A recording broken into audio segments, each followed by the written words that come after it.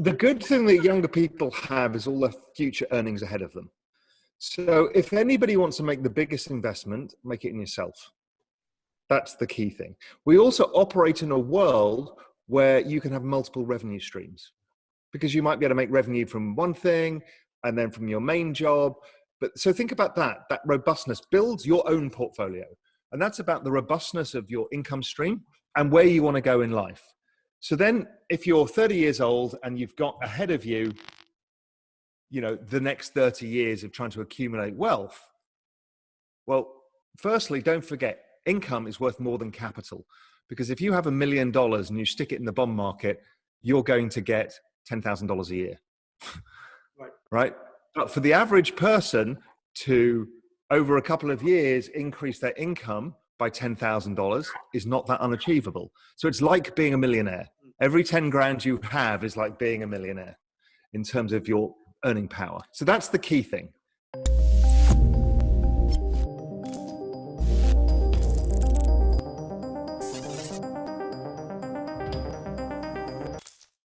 Bitcoin has dropped below $40,000 after coming under pressure once again from environmental activists and regulators in recent months due to its sky-high energy use.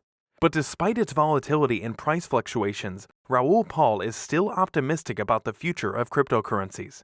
Hello and welcome to Money Talks. In today's video, Real Vision CEO Raoul Pal speaks about his journey from working at Goldman Sachs to founding Real Vision. He also shares valuable advice to young graduates and students who are interested in exploring the world of cryptocurrency, especially Bitcoin and Ethereum in financial markets. So without wasting any time, let's dive right into the video. Get to that point of safety where you know you could take risk, then take risk. So what does risk look like? Well, right now, the equity markets are at all-time record valuations. Sure, emerging markets have done relatively worse, so maybe they're relatively more interesting, but they're expensive. Bond yields are all-time lows. Credit, all-time low yields. So you're not being paid to take risk. Most of these have a future expected return that's negative. But then there's a whole different world out there, which is the world of a new financial system being built, which is Bitcoin and Ethereum and DeFi and all of this stuff that people are hearing about. And Gen Z and millennials are much more aware of this because Gen Z particularly have lived in Minecraft and all of these things where tokens and digital assets have value, right? It's not abnormal. It's abnormal for a baby boomer to think about that, but everybody else is like, yeah, of course it is. Tokens, of course we live with different currencies in different worlds. It's not a problem. So it's a small leap to Bitcoin, which has a future expected value higher than any other asset class in terms of risk reward. Sure, it goes up and down 50, 60, 70% down, but its upside is 10, 50, 100x. So if you're young, you can afford to take that bet because it can be life-changing. It's the same kind of bet, but better than the baby boomers got in 1980 when they were about 30 years old. Because what did they get? When they were 30 years old, they got a stock market at record low valuations and a bond market with record high yields. You almost have to be an idiot not to make money. Millennials are faced with something much harder, as are Gen Z, because property is expensive too, unless you move. The digital economy, and particularly COVID, has shown that we can move anywhere now. So if you think that you can get a quality of life in Thailand, because you're in Hong Kong, and you say, I'm not going to hang around in Hong Kong any longer, I'm going to go to Thailand, you can easily run a business from Thailand. Okay, so now you've got a quality of life advantage. You can probably buy a house for pretty cheap. If you're 30 years old, this is the biggest opportunity of your lifetime. Out of crisis comes opportunity. So what you've done is you've cleared out a load of old businesses and the world is changing. I noticed this when I went to Japan a few years ago, is it bifurcates between the big brands and the big businesses and then artisanal stuff. And we've seen that movement already across the US, across Europe, where people are opening, young people are opening like a cool bakers or a, cool clothing place where they make cool clothing themselves and stuff like that. So there is a bifurcation that's going on. And what you've just done is cleared out the high street of all of the old shit that needed to go. Now, that's painful and horrible because it's people's life savings and their businesses. But thinking like you should is, okay, all of that old stuff is gone. Rents are collapsing. I could start a business. Mm-hmm. Your probability of success of starting a business in a down cycle is so much higher than starting it when rents are high. You're competing for everything. And it is about doing unique stuff. Find your niche. The world used to be like Amazon, broad, but we're all finding that deep is the other strategy. Let's say you like baking, well, become the best. Because guess what? You will always have business. Or, you are particularly good at a certain thing. That opportunity is there. So retail is going to be a huge opportunity within this. It's just different retail. Don't sell stuff that everybody else sells. Sell unique stuff. We've seen it with the rise of, farm to table eating and food and all of this stuff. We've seen it with clothing. We've seen it with jewelry. We've seen it with all sorts of things. So there's opportunities for creative outlets, which you couldn't do in cities because it was too expensive. I mean, to have a creative idea for a business in New York City or Hong Kong or London, yeah, you get marginalized to the kind of other neighborhoods. Well, guess what? That's going to change. So yes, it's terrible. And yes, it's going to be lingering. And yes, it's miserable for many. But change is always opportunity. I think this is massive. It's something that we're all over. When we started Real Vision, there was a friend of mine who was running the largest television company in the UK, private, non-BBC. And YouTube had just launched. And I said, how's business, blah, blah, blah. I said, great, blah, blah, blah, but I'm worried about YouTube. He said, why the hell do you care? It's cat videos. This is like 2006, 7. It's like, it's cat videos. He was like, no. He goes, we pay £100 million for a broadcasting license. And now anybody can become a TV company. So fast forward, and COVID's just been the accelerant. It's like YouTube has just turned up. Anybody can become a university. Right. You don't even need premises. It's so disruptive, you can't get your head around it yet.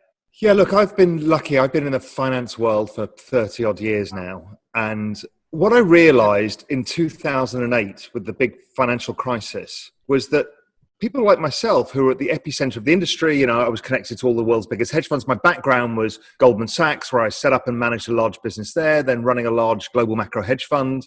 So I was kind of at the epicenter of it all. I'd been writing about it for my research service, Global Macro Investor, about 2008 and what was likely to happen. But then people came up to me, friends of friends of my parents, and said, why didn't we know? And I was like, why are some people getting all the information and others not? Is that fair? This is people's pensions, life savings, futures, everything is invested in this, and yet they don't know. So there was this segregation of with the smart guys, give us your money, and virtually no accountability. And that didn't sit well with me. I've made a good career in finance, and I just thought, I need to do something about it. I didn't know what to do. Then I was in Spain over the Euro crisis, where the banks almost went bust and, all the governments almost went bust, Greece, Spain, Italy, etc. And again, the same thing happened. We all knew absolutely what was going on. And friends of my parents would come up to me, or friends of friends, or kids of friends, or whatever, would come up to me and go, well, why didn't we know? I've just lost a fortune in banks because they forced me to buy preference shares as opposed to having a deposit account. And then they folded, and this is outrageous. Why didn't we know? And at that point, I knew I had to do something. Really, what I needed to do was to democratize financial intelligence, give it to everybody. Usually that's approached via dumbing it down, like, how do you have savings? The world has changed, and people are more comfortable now with the advent of YouTube and other things of going down the rabbit hole and learning themselves. Applied learning is the big trend. So I thought, okay, how can I move the dial on this?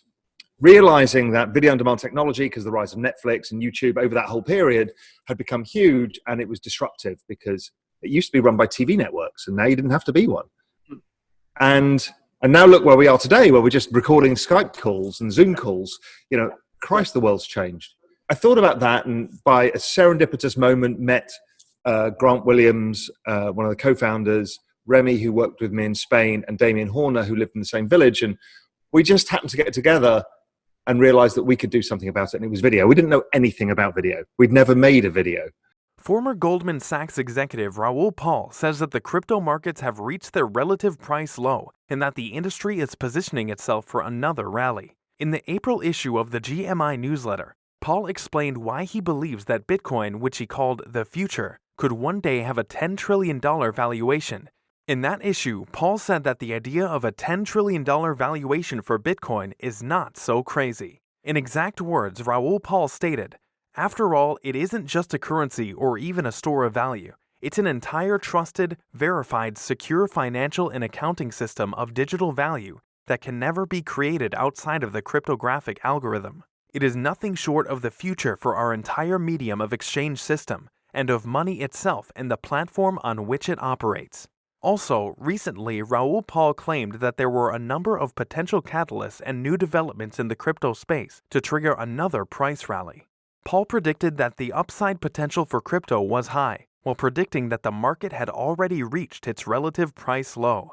Paul noted a number of factors impacting the price of crypto, including the war between Russia and Ukraine, 8.5% inflation in the United States, and the Federal Reserve raising interest rates. He said the influence of external forces had failed to push the crypto markets to a new price low, which he called a signal the market has found its bottom.